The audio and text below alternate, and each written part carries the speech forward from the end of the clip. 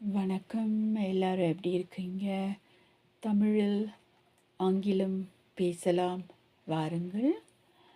Okay. So இன்றைக்கி வந்து கொஞ்சம் ரீகேப் மாதிரி சிலதையும் கொஞ்சம் புதுசான தகவல்களையும் நம்ம பேச போகிறோம். So introductory meeting expressions.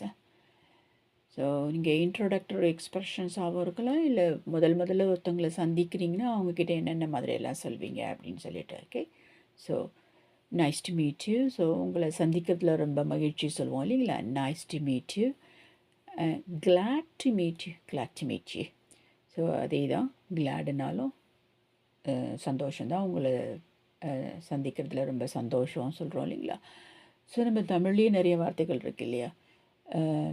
சந்தோஷம், மகிழ்ச்சி, இன்பம், உங்களை சந்தித்ததில் ரொம்ப இன்பமாக இருக்கின்றது அப்படின்ற மாதிரி இல்லை. பட் நார்மலாக அது யூஸ் பண்ண மாட்டோம். மகிழ்ச்சியாக இருக்குது, சந்தோஷமாக இருக்குது, ஆனந்தம் யூஸ் பண்ணுவோம் இல்லையா? ஆனந்தமாக இருக்குன்னு சொல்லிட்டு இல்லையா? So nice to meet you, glad to meet you, please to meet you. So please to meet யூனா ரொம்ப அது வந்து ரொம்ப என்ன ஒரு சந்தோஷம்தான். ப்ளீஸ், எனக்கு ரொம்ப மனசுக்கு மகிழ்ச்சியாக இருக்கின்றதுன்னு சொல்கிறேன். ஸோ இது வந்து நீங்கள் பேசிக்கிட்டே இருக்கும் பொழுது சரிங்களா? முதல்ல சந்திக்கிறீங்க, அப்போ அவங்க சொல்கிறீங்க, hi my name is Patrick, or hi, my name is Patricia. So Patrick is a masculine, Patricia is female. Okay, so Patrick male, Patricia male. Oh, sorry, Patricia female. So இப்போ உங்களை hi, my name is Patricia, nice to meet you. Hi, my name is Stephanie, glad to meet you. Hi, my name is Stephen, pleased to meet you. So இப்போ எல்லாமே முடிச்சிட்டிங்க. பேசி முடிச்சதுக்கு அப்புறமேல்பட்டு உங்களை சந்தித்ததில் மிக்க மகிழ்ச்சின்னு சொல்கிறோம் இல்லைங்களா? Pleasure to have met you. So இங்கே பாருங்கள், இங்கே meet you present tense. So have met present perfect. ஏன்னா வந்து இன்னும் நீங்கள் முடிக்கலை, இது முடிஞ்சு போச்சு, மீட் பண்ணது முடிஞ்சு போச்சு. ஆனால் இப்போதைக்கு அதுக்கு தொடர்பு இருக்குது. நீங்கள் அந்த மீட்டிங்குக்கும் இப்போ நீங்கள் பேசிகிட்டு இருக்கிறதுக்கும் ஒரு கனெக்ஷன் இருந்துச்சுன்னா தான் நம்ம வந்து ப்ரெசன்ட் பர்ஃபெக்டை யூஸ் பண்ணுவோம். Okay. So it is a finished action, but there is a connection to the present time. Okay. Pleasure to have met you after finished meeting. Okay, உங்களை சந்தித்ததில் மகிழ்ச்சி. ஸோ அடுத்தபடியாக என்ன சொல்லலாம்? see you soon, see you again, hope to see you soon. Okay, these are the things. Okay, so the next one. So we're going to do, so understanding British and American English terms, vocabularies from an Indian perspective or international perspective. Okay, so இந்தியாவில் வேறு விதமாக நம்ம சொல்லுவோம் சிலதெல்லாம் இல்லையா? சிலதெல்லாம் வந்து British இங்கிலீஷில், அமெரிக்கன் இங்கிலீஷில் வேறு விதமாக சொல்லுவாங்க.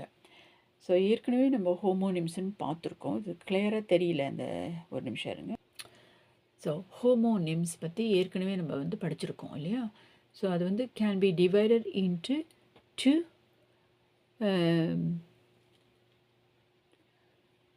subtypes. Okay, homonyms, can you see that? Homonyms can be divided into two subtypes. So one is homograph. Okay, so homograph, words that are spelled the same, okay, and has a different meaning. You can see that clearly now. Homograph, words that are spelled the same and has a different meaning, may have different pronunciation. Okay, so இதில் என்ன சொல்கிறாங்கன்னா, ஹோமோனா சேம்னு அர்த்தம் இல்லையா?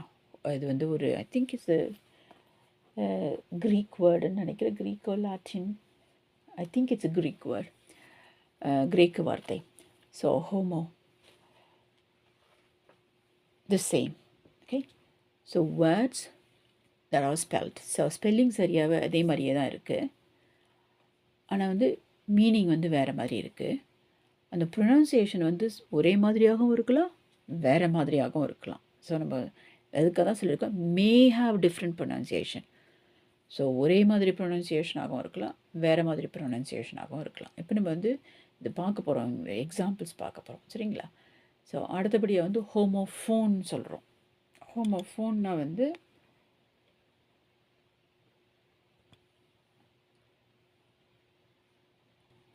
So you could see the homophone. Yeah? HOMOPHONE, homophone.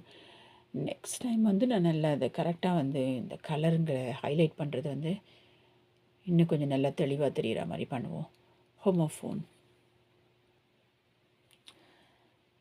So ஹோமோஃபோனில் எப்படி இருக்குன்னா words that sound the same, ஏன்னா phonetic இல்லையா.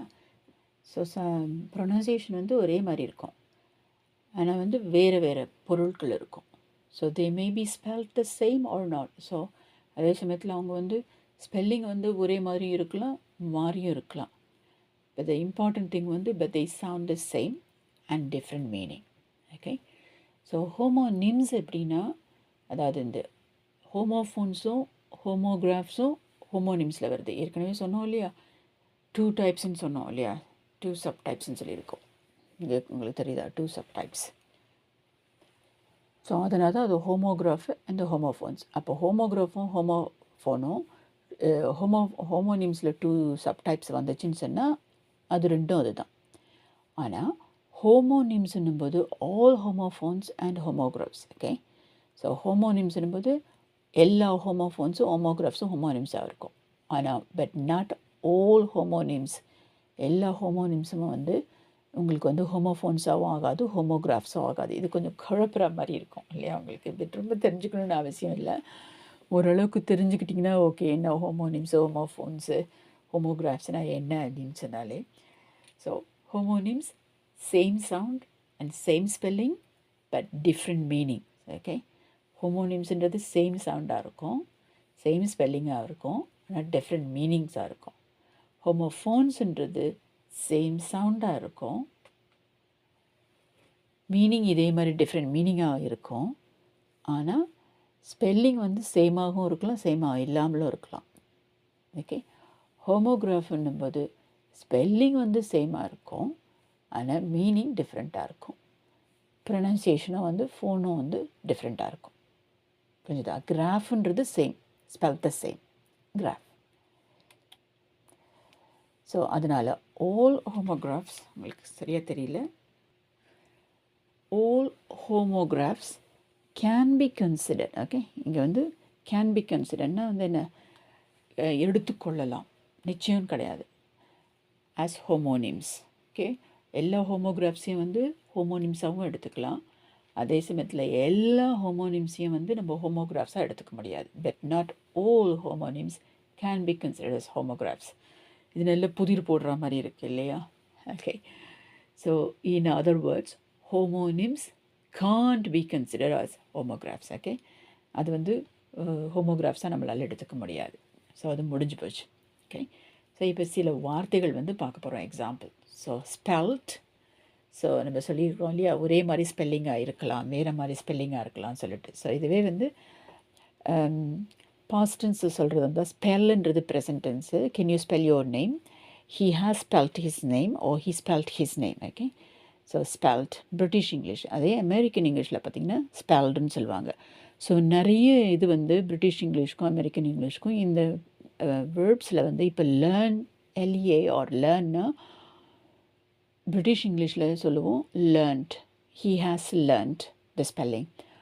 But American இங்கிலீஷில் he has learned or she has learned.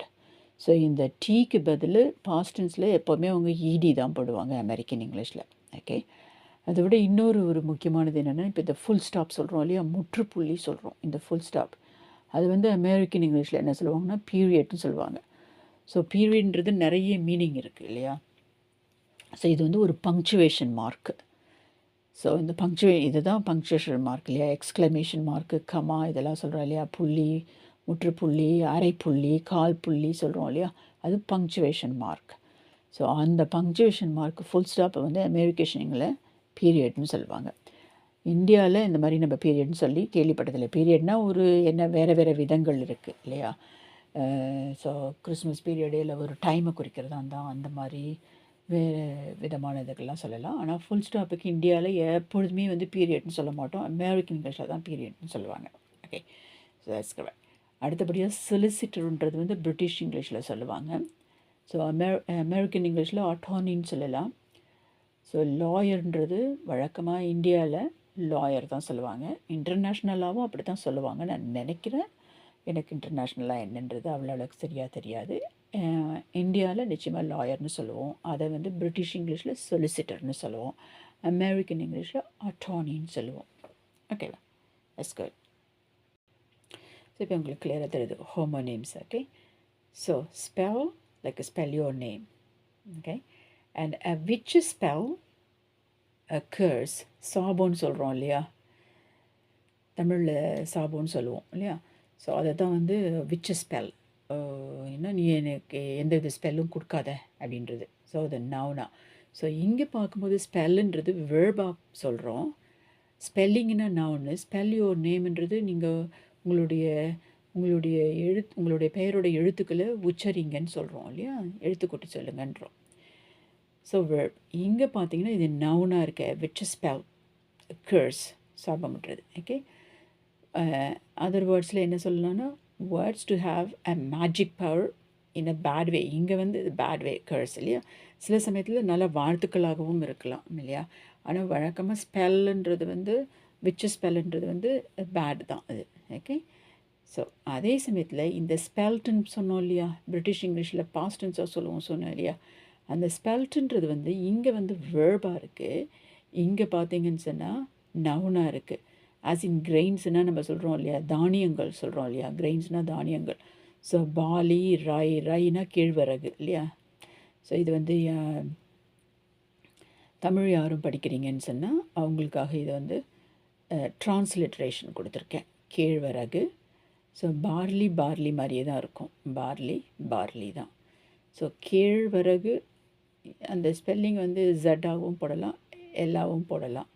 ஆனால் ப்ரொனன்சியேஷன் இந்த இழு கேழ்வரகு நாட் கேழ்வரகு. ஓகே, ஸோ இது ஒரு கைடுக்காக தான் இதை கொடுத்துருக்கேன் சரியா, கேழ்வரகு. ஸோ ஸ்பெல்ட்டுன்றது பாஸ்டன்ஸ் ஆஃப் ஸ்பெல்லாகவும் இருக்குது. இப்போ உங்களுக்கு புரியுது ஹோமோனிம்ஸ்னால் என்ன அப்படின்னு சொல்லிட்டு இல்லையா. ஸோ ஹோமோனிம்ஸ்னால் என்ன சொன்னோம், இங்கே வந்து can be divided into 2 types. So all homophones, so homonyms same sound and same spelling but different meaning, அதுதான் homonyms. ஓகே, ஸ்பெல்ட்டுன்றது வந்து சேம் சவுண்டாக தான் இருக்குது, சேம் ஸ்பெல்லிங்காக தான் இருக்குது, ஆனால் மீனிங் மாத்திரம் பார்த்தீங்கன்னா டிஃப்ரெண்ட்டாக இருக்குது. அப்போ இது ஹோமோனிம்ஸ். ஓகேவா, உங்களுக்கு நல்லா விளங்கிடுச்சுன்னு நினைக்கிறேன். ஓகே, அடுத்தபடியாக பீப்புள்ன்ற வேர்டு எடுத்துக்குவோம். ஸோ பீப்புள்ன்றது வந்து ஆக்சுவலாக பிரிட்டிஷ் இங்கிலீஷ். ஓகே, அது வந்து ஸ்டூடெண்ட்ஸ்க்காக சொல்கிறது. அதே சமயத்தில் பீப்புள்னும்போது பார்ட் ஆஃப் அன் ஐ, நம்ம கண்ணுக்குள்ளே வந்து ஒரு பாப்பான்னு சொல்கிறோம் இல்லையா, தமிழில் பாப்பான்னு சொல்லுவோம். ஸோ அதாவது வந்து என்ன சொல்கிறது, அந்த கண்ணாடி லென்ஸ் மாதிரி இருக்கு இல்லையா, அது வழியாக தான் நம்ம பார்க்குறோம். உள்ளே வந்து ஒரு சின்ன கருப்பாக தொண்டி மாதிரி இருக்கு இல்லையா, ஒரு ஓட்டை மாதிரி இருக்கு இல்லையா, அது தான் வந்து பீப்புள் கண்ணில் இருக்கிறது. ஸோ இது how many peoples do you have in your class? Okay, the word people is becoming obsolete. Okay, obsoleteனா வந்து அவ்வளோ அளவுக்கு உபயோகப்படுத்துறது கிடையாது. அதுக்கு பதில் ஸ்டூடெண்ட்ஸ் தான் இப்போ வந்து இது வந்து டிஸப்பியரிங், obsoleteனா டிஸப்பியரிங். ஓகே, ஸோ அதுக்கு பதில் ப்ரெஃபரன்ஸ் இஸ் ஸ்டூடெண்ட்ஸ், இப்போ வந்து ஸ்டூடெண்ட்ஸ் தான் சொல்கிறது. ஓகே, ஸோ அதே சமயத்தில் பார்ட் ஆஃப் யுவர் ஐஸ்னும் போது பீப்புள்னு சொல்லுவாங்க. a black hole in the center of your eyes. Okay, உங்களுடைய கண்ணுக்கு நடுவில் இருக்கிற அந்த ஒரு ஓட்டை தான் வந்து பீப்புள்னு சொல்கிறோம். அது தமிழில் சொல்கிறது வந்து பாப்பா. ஓகே, பாப்பா. ஓகே, இது வந்து சரியாக வேலை பண்ணல,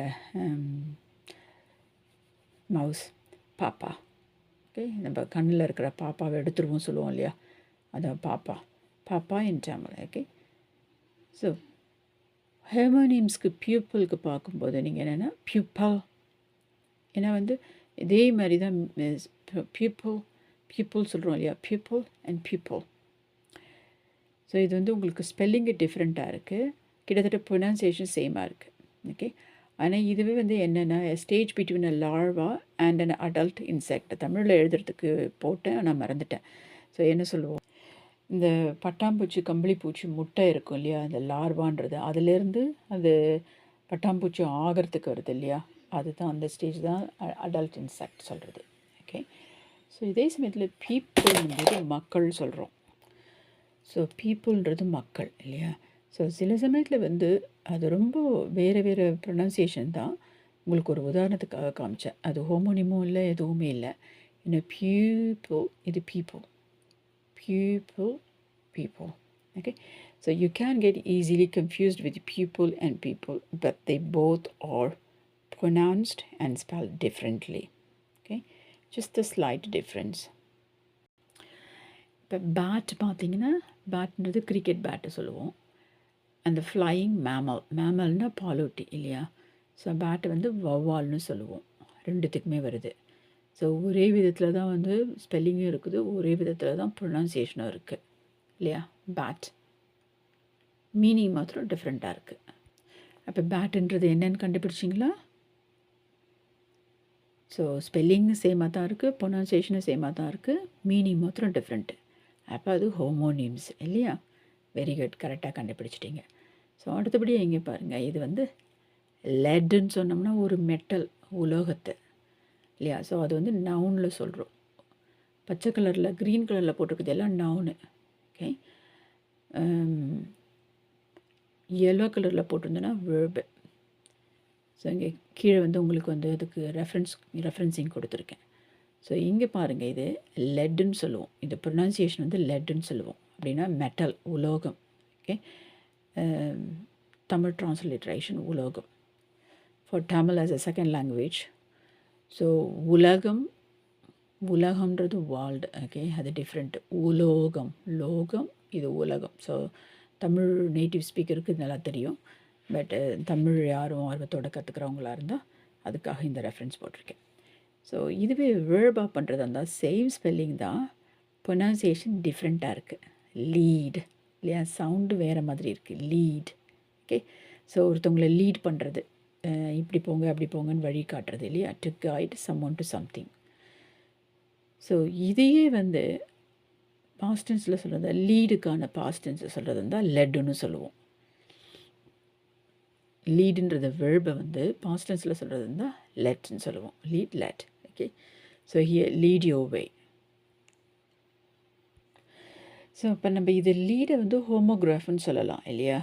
ஸோ ஹோமோகிராஃப்னும்போது உங்களுக்கு என்ன சொல்கிறது, சில சமயத்தில் வந்து நம்ம ப்ரொனன்சியேஷன் சேமாக இருக்குது, சில சமயத்தில் ப்ரொனன்சியேஷன் சேமாக இல்லை. லீடாகவும் இருக்குது, லெட்டாக இருக்குது இல்லையா? ஸோ மீனிங்கும் வந்து வெவ்வேறு மீனிங்காக இருக்குது. ஸோ சவுண்டும் ஒரே மாதிரியில் எழுதியிருந்தாலும், ஸ்பெல்லிங் ஒரே மாதிரி இருந்தாலும் சவுண்டு வந்து வேறு வேறு மாதிரியாக இருக்குது சரியா? ஸோ அதனால் இது ஹோமோஃபோன்னு கூட சொல்லலாம். ஓகே, ஸோ நெக்ஸ்ட் ஒன்று பேரை பற்றி பார்க்க போகிறோம். ஸோ பேருன்னும்போது இங்கே வந்து வேர்பாக வந்திருக்கு. ஐ காண்ட் பேர் இட் அப்படின்னா என்னென்னா, என்னால் வந்து பொறுமையாக இருக்க முடியாது, என்னால் தாங்க முடியாது அப்படின்னு சொல்கிறது. இதே சமயத்தில் என்ன சொல்லலாம், ஐ காண்ட் ஸ்டாண்ட் ஹர்னா அவங்க பேசுகிறதோ இதோ ஒன்றும் நம்மளுக்கு பொறுத்து கொள்ள முடியல, ஏதாவது வந்து என்ன சொல்கிறது, ஐ காண்ட் ஒரு டிட்டஸ்ட், ஒரு வெறுப்பு மாதிரி காட்டுறது. ஓகே, அதாவது அவங்க செய்கிறது ஒரு அன்னாயிங்காக இருக்கலாம், அதனால் அவங்க செய்கிறதெல்லாம் என்னால் பொறுத்துக்கிட்டு இருக்க முடியாதுன்றதுக்கு I can't stand it. Okay, so அதே சமயத்தில் பீயிங் பேஷண்ட், பொறுமையாக இருத்தல். ஓகே, அந்த மீனிங்லையும் சொல்லலாம். பேர்னா பேஷண்ட்டாக இருக்கிறதுன்னு அர்த்தம். ஐ கான் பேர் இட்னா என்னால் பொறுத்து கொள்ள முடியாதுன்னு அர்த்தம். சில சமயத்தில் வலி இருந்துச்சுன்னா, பெயினாக இருந்துச்சுன்னா ஐ கான் பேர் த பெயின்னு சொல்லலாம் இல்லையா? ஸோ இங்கே ஐ கான் ஸ்டாண்டர்டும்போது டிஸ்லைக், பிடிக்காமல் இருக்கிறது அல்லது வெறுப்பு இருக்கிறதுலாம் டிட்டஸ்ட் இருக்கலாம். ஆனால் இங்கே ஐ கான் ஸ்டாண்டர்டுறது கிட்டத்தட்ட ஹெய்ட் கிடையாது, டிட்டஸ்ட் கிடையாது, அவ்வளோ அளவுக்கு கிடையாது. அவங்க செய்கிறது ரொம்ப பொறுத்துக்க முடியாது, அதனால எனக்கு தேவையில்லைன்னு ஒதுக்கிற மாதிரி. ஹெய்ட்டுன்றது ரியலி ரொம்ப ஸ்ட்ராங் வேர்டு இல்லையா? ஹெய்ட்டும் ஐ டிட்டஸ்ட் இட் அப்படின்றது, அதை ஹெய்ட்ன்றது வெரி வெரி ஸ்ட்ராங்கு, டிட்டஸ்ட்ன்றது dislike. Okay, so I suppose I can't stand it வந்து நான் டிட்டஸ்ட் பண்ணணும், அவங்கள ஹெய்ட் பண்ணணும்னு அவசியம் கிடையாது.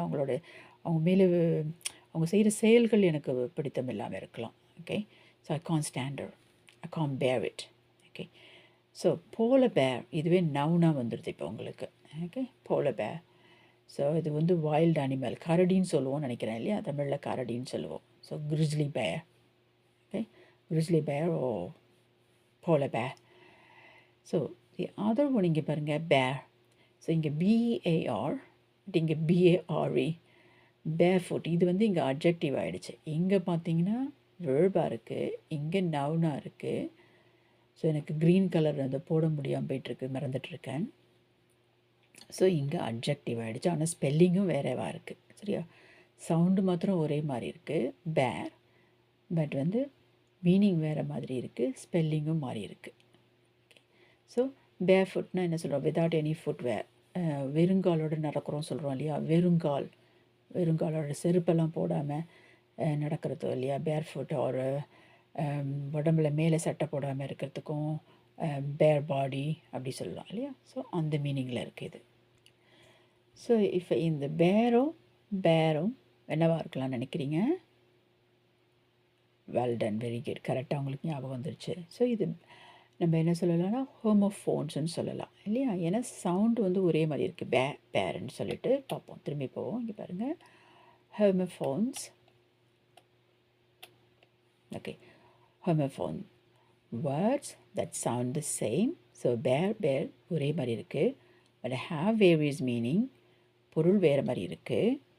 அதே சமயத்தில் they may be spelled the same or not. So இங்கே வந்து ஸ்பெல்லிங் வந்து டிஃப்ரெண்ட்டாக இருக்குது. ஓகே, பட் ஹோமோகிராஃப் ஆக முடியாது. இங்கே ஹோமோகிராஃப் வந்து words that are spelled the same, சேமாகவே இருக்கும், ஆனால் டிஃப்ரெண்ட் மீனிங்காக இருக்கும். இங்கே ரெண்டுமே சேம் ஸ்பெல்லிங் இல்லாததுனால இது ஹோமோஃபோன் ஆகிடுச்சு. ஓகேவா? ஸோ நல்லா உங்களுக்கு கிளியர் ஆகுதுன்னு நினைக்கிறேன். Homonyms, homographs, homophones. But you don't have to worry, கம்யூனிகேஷனுக்காக வந்து நீங்கள் பார்க்கலாம். ஸோ இதில் வந்து நீங்கள் வந்து ஹோமோனிமோ ஹோமோஃபோனுன்னு படிக்கிறீங்களோ இல்லையோ, நிறைய வெக்காபுலரிஸ் படிச்சிருக்கீங்க, நிறைய சென்டென்சஸ் படிச்சிருக்கீங்க. இதெல்லாம் வந்து நீங்கள் வந்து ஸ்போக்கன் கான்வர்சேஷன் இங்கிலீஷ்க்கு வந்து நீங்கள் யூஸ் பண்ணலாம் இல்லையா? Can't bear it, I can't stand it, okay, I dislike it, I hate it, I detested it, and so on. Okay, so bear ஃபுட்டும் நீங்கள் வந்து புரிஞ்சுக்கிட்டீங்க. ஸோ இப்போ அடுத்தபடியாக பேஷண்ட்டும் போது இங்கே நவுனாக இருக்குது. a sick person, நோயாளின்னு சொல்கிறோம் இல்லையா? தமிழில் நோயாளின்னு சொல்கிறோம். ஸோ அதே சமயத்தில் ஏற்கனவே பார்த்தோம், பேஷண்ட்டுன்றது அட்ஜெக்டிவாக இருக்குது இல்லையா? பீயிங் பேஷண்ட், பொறுமையாக இருக்கிறது. அதே சமயத்தில் பேஷன்ஸுன்றது வந்து இந்த பேஷண்ட்டோட நவுன், இந்த பொறுமையாக இருக்கிறதோட நவுன். இந்த பேஷண்ட்டு நவுன் வேறு, ஸோ இது மீனிங் வேறு, சிக் பர்சன். இந்த பேஷண்ட் வந்து அட்ஜெக்டிவாக இருக்குது. உப்ஸ். அண்ட் தென் இந்த பேஷன்ஸ் வந்து இந்த பேஷண்ட்டோட நவுன். ஓகேவா? Right. So I do not have the patience to bear this. Okay, இதை பொறுத்துக்கிறதுக்கான பொறுமை எனக்கு இல்லை இல்லையா? I do not have the patience to bear this. Okay, so here bow and arrow. So வில்லும் அம்பும் சொல்கிறோம் இல்லையா? வில்லு, அம்பு. நான் அதை தமிழில் எழுதுறதுக்கு மறந்துட்டு எப்படி உங்களுக்கு எல்லாம் புரியும். அது வந்து உங்களுக்கு bow and arrow. இங்கே இது வந்து நவுன், இங்கே bow. So same spelling, pronunciation is different, meaning is different. So bow, நம்ம தலை வணங்குறோம் இல்லையா? பாவ்னா வந்து ஒருத்தவங்களுக்கு வணக்கம்னு தலை வணங்கி சொல்கிறோம் இல்லையா? அதுதான் வந்து பாவிங் மை ஹெட். சில சமயத்தில் தலையை கூட ஆட்டுவோம் இல்லையா? அசைக்கிறது கூட. மெயினாக வந்து நம்ம வந்து bending forward one's head to respect, தலை வணங்குதல். ஓகே, ஸோ அப்போ இது என்னவாக இருக்குன்னு நினைக்கிறீங்க? வெரி குட், நீங்கள் கண்டுபிடிச்சிட்டிங்க. ஸோ பேவ் ஆர் போ could be homographs. ஏன்னா ஸ்பெல்லிங் ஒரே மாதிரி இருக்குது, டிஃப்ரெண்ட் ப்ரொனன்சியேஷன், போ அண்ட் பாவ், அண்ட் மீனிங்கும் டிஃப்ரெண்ட்டாக இருக்குது, அதனால இது ஹோமோகிராஃப்ஸ். ஓகே, ஸோ அதே மாதிரி இங்கே பாருங்கள், கேன்ன்றது வந்து என்னால் முடியும் அப்படின்னு சொல்லலாம். Ability, I can swim, I can drive, I can speak English, I can speak French, I can speak Tamil, I can speak Hindi. So இந்த எபிலிட்டி சொல்கிறோம். அதே சமயத்தில் இங்கே கேன் ட்ரிங்க்ஸு அப்படின்போது கேன்டு ஃபுட். அமெரிக்கன் இங்கிலீஷில் வந்து கேன்டு ஃபுட்டு, பிரிட்டிஷ் இங்கிலீஷில் வந்து டின்டு ஃபுட், அதாவது வந்து என்ன சொல்கிறது, டின்னில் போட்டு வச்சுருக்கிறது இல்லையா? ஸோ இந்தியாவிலையும் வந்து டின்னு ஃபுட்டு தான் சொல்லுவோம், கேன் ஃபுட்டுன்னு சொல்கிறது எனக்கு சரியாக ஞாபகம் இல்லை. ஓகே, ஸோ இங்கே பார்த்தீங்கன்னு சொன்னால் I can drink a can of Coca-Cola. Well, not good really for the health, okay? But I'm just using here for the sentences. I can drink a can of Coca-Cola, which is not good for health, so I don't drink it. Okay, it's supposed to be I don't drink it. I just finished with I don't drink, but I don't drink it. Okay, so இதுவும் பாருங்க can drink, can of Coca-Cola. So the main thing இங்கே வந்து நான் சொல்ல வந்தது வந்து canned ஃபுட்டும் American இங்கிலீஷில், டின்டு ஃபுட் வந்து பிரிட்டிஷ் இங்கிலீஷில். So Kane is a homonym, right? Because same spelling, same pronunciation, but meaning is different. Okay, so உங்களுக்கு வந்து இங்கே ஒரு சின்ன கைடு கொடுத்துருக்கேன். எல்லோவில் இருந்துச்சுன்னா வேர்ப்ஸு, க்ரீனில் இருந்த நவுன்ஸு, பிங்க் கலரில் இருந்த அட்ஜெக்டிவ், ஹோமோகிராஃப்ஸ் வந்து இந்த ப்ளூ கலரில். அதுக்கு அவ்வளோ அளவுக்கு நான் போடலைன்னு நினைக்கிறேன். So homophones and homonyms. So நம்ம இப்போ துவங்கும்போது வந்து ஒருத்தவங்கக்கிட்ட எப்படி பேசுகிறதுன்றதை பற்றி பார்த்தோம், மீட்டிங் எக்ஸ்ப்ரெஷனை பற்றி. அதுக்கப்புறம் சில வொக்காபுலரிஸ் பார்த்தோம், சில சென்டென்சஸ் பார்த்தோம். இப்போ இன்னும் கொஞ்சம் தொடர்ந்து வேறு முறையில் பார்க்க போகிறோம். அதாவது வந்து ஏற்கனவே இதை நான் டச் பண்ணியிருக்கேன். அதாவது என்னன்னு சொன்னால் நம்மளுடைய டெமோக்ராஃபிக் டீட்டெயில்ஸ்னு சொல்லுவாங்க. டெமோக்ராஃபிக் டீட்டெயில்ஸ்னால் என்னென்னு தெரியுமா உங்களுக்கு? ஸோ இதெல்லாம் வந்து நீங்கள் ஒரு சில சமயத்தில் இங்கே எதுவும் வரீங்களோ, இல்லை யுனைடெட் கிங்டத்துக்கு வரீங்களோ, யுனைடெட் ஸ்டேட்ஸ்க்கு போகிறீங்களோ, இங்கிலீஷ் ஸ்பீக்கிங் கண்ட்ரீஸ்க்கு போகிறீங்களோ, இதெல்லாம் வந்து உங்களுக்கு உபயோககரமாக இருக்கும். ஸோ டெமோக்ராஃபிக் டீட்டெயில்ஸ் கண்டுபிடிச்சிட்டிங்களா என்னன்னு சொல்லிட்டு? உங்களை பற்றிய தகவல்கள். ஓகே, டெமோக்ராஃபிக் டீட்டெயில்ஸ்னால் உங்களை பற்றி சொல்கிறது. So what's your first name? So உங்களோட ஃபர்ஸ்ட் நேம் என்னன்னு சொன்னால் உங்களுக்கு உங்கள் அம்மா அப்பா வச்ச பெயர் ஃபர்ஸ்ட் நேம். வாட்ஸ் யுவர் சர்நேம்னா உங்களுடைய அப்பா பெயர். ஸோ திருமணமாகிய பெண்களாக இருந்தால் கணவரோட பேர் எடுத்துக்கிட்டிங்கன்னா அதுதான் உங்களுடைய கணவரோட முதல் பேர் உங்களுடைய சர்நேம். பட் இந்த ஊரில் வந்து எப்படின்னா குடும்ப பெயர்னு ஒன்று வச்சுருப்பாங்க, ஸ்மித்துன்னு இருக்கும். அது ஆண்டாண்டு காலமாக அப்படியே ஸ்மித் போயிட்டே இருக்கும். So what's your first name? For example நான் தமிழில் வந்து சுதான்னு சொன்னால் சுதான்றது முதல் பெயர். சேஷையன்னு சொன்னால் அவங்க அப்பா பேராக இருக்குன்னு வச்சுக்கோங்க, அது சர்நேம் ஆகும், சுதா சேஷையன் அப்படின்னு ஆகும். வேறு என்ன சொல்லலாம்? இதுவே இங்கிலீஷில் சொல்கிறதா இருந்தால் Alexander, first name Alexander. Wow, Alexander Graham Bell. So அவங்க மிடில் நேமும் இருக்கும் இல்லையா? So what's your date of birth? So எப்போதுமே உங்களோட டேட் ஆஃப் பர்த்னு கேட்டால் தேதி, மாதம், ஆண்டு. ஸோ 23/8 என்ன ஆண்டோ, 23 8 மாதம் என்ன ஆண்டுன்றதை கரெக்டாக நீங்கள் சொல்லலாம். சரியா? ஸோ எப்பொழுதும் what's your date of birth அப்படின்னா ஃபஸ்ட்டு தேதி, அதுக்கப்புறம் மாதம், அதுக்கப்புறம் ஆண்டு. What's your first name, what's your surname, what's your date of birth, and what's your marital status. So single or married or in a relationship or civil partnership. So நிறைய விதங்கள் இருக்கீங்க. சிங்கிள்னால் திருமணமாக, மேரிட்னால் உங்களுக்கு தெரியும் திருமணம் ஆகிடுச்சு. இன் a ரிலேஷன்ஷிப்னால் திருமணம் ஆகக்கூடிய ரிலேஷன்ஷிப்பில் இருக்கீங்கன்னு அர்த்தம். சிவில் பார்ட்னர்ஷிப்ன்றது வந்து இப்போது சொல்கிறேன் உங்களுக்கு என்ன அப்படின்ட்டு இன்னும் கொஞ்சம் நேரத்தில். அடுத்தபடியாக வாட்ஸ் யுவர் நேஷ்னாலிட்டி? உங்கள் நாட்டு குடியுரிமை என்ன? ஸோ இந்தியர்களாக இருந்தால் இந்திய குடியுரிமை, ஃப்ரெஞ்சு தேசத்தவங்களாக இருந்தால் ஃப்ரெஞ்சு குடியுரிமை, ஆங்கில குடியுரிமை, பிரிட்டிஷ் குடியுரிமை அப்படின்னு சொல்லிட்டு. ஸோ வாட்ஸ் யுவர் நேஷ்னாலிட்டின்னா நீங்கள் அதை கரெக்டாக தெரிஞ்சுக்கணும். அப்புறம் what's your ethnic origin or ethnicity or ரேஸ்ன்னு கேட்பாங்க. ஸோ அது வந்து இனம் காட்டுறது இல்லையா? ஸோ இனம். ஸோ உதாரணத்துக்கு நீங்கள் இந்தியனாக இருந்தால் இந்தியன், ஃப்ரெஞ்சாக இருந்தால் அவங்க நார்மலாக ஒயிட் ஃப்ரெஞ்சு, ஒயிட் இங்கிலீஷ், ஏன்னா அவங்க எல்லாம் வெள்ளைக்காரர்கள் இல்லையா? ஸோ அதனால் அதில் சில இது இருக்கும். ஸோ அவங்க ஒயிட்டுன்னு சொல்லிக்கலாம், அது ஃப்ரெஞ்சுன்னு சொல்லிக்கலாம். What is your gender? So உங்களுக்கு தெரியும் நீங்கள் மேலா ஃபீமேலான்றது. அடுத்தபடியாக இப்போல்லாம் வந்து இந்த நாட்டிலலாம் கேட்குற ஒரு கேள்வி என்னென்னா, is your gender the same as at birth? Yes or no? Okay, so நீங்கள் சொல்லலாம். நீங்கள் ஆணாக பிறந்திருந்தால் ஆணாகவே இருக்கீங்களா, பெண்ணாக பிறந்திருந்தால் பெண்ணாகவே இருக்கீங்களான்றது தான் இந்த கேள்வி.